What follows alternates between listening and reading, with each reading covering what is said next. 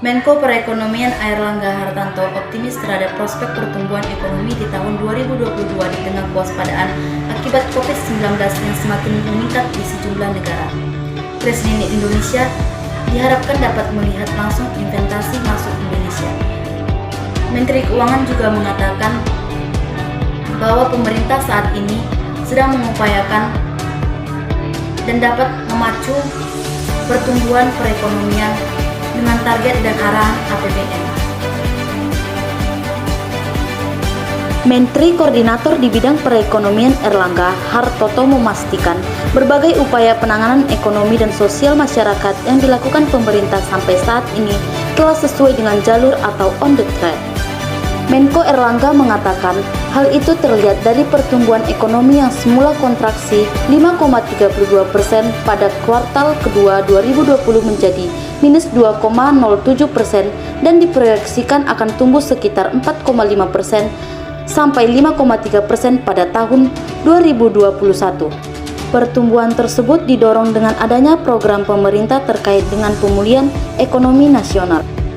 Menko Airlangga mengatakan pertumbuhan yang membaik dilatar belakangi oleh program pemulihan ekonomi nasional atau PEN, kebijakan pemberlakuan pembatasan kegiatan masyarakat atau PPKM Mikro, dan percepatan vaksinasi serta penerapan Undang-Undang Cipta Kerja. Ia menjelaskan perbaikan juga dilihat dari berbagai indikator ekonomi yang terus-menerus menunjukkan sinyal positif dan perlahan menunjukkan tren pemulihan ekonomi dan membentuk kurva V.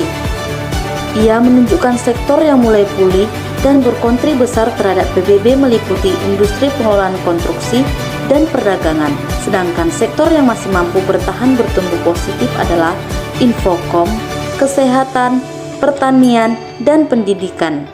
Menko Airlangga menambahkan saat ini pemerintah sedang mendorong akselerasi digitalisasi transaksi daerah melalui satuan tugas yang beranggotakan 8 kementerian dan lembaga.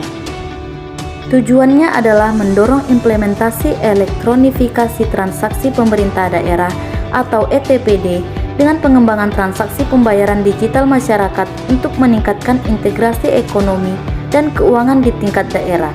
Ia pun menegaskan seluruh upaya pemerintah termasuk dalam mengimplementasikan program ETPD harus ada kolaborasi dari berbagai pihak lintas intensi agar aktivitasnya dapat dirasakan oleh masyarakat.